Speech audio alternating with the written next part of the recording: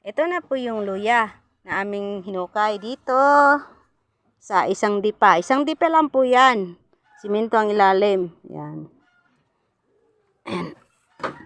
At hindi na siya masyadong kasi nasisilungan na siya ng mga sayote, kaya hindi na masyado siya nag-grow. Pero kahit pa paano, sa isang dipa, nakakuha kami ng 10 kilos mahigit. Ayan. Yan pong luya na luyang Jamaica. Mas may malaki pa po dyan na klase yung tinatawag na jumbo. At mas malaki pa yon. Pero ito, lalaki din to sana kung walang simento sa ilalim.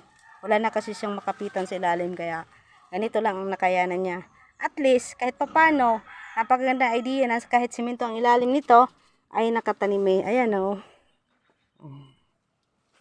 Tangkal kasi ito ng baboy dati. Yan.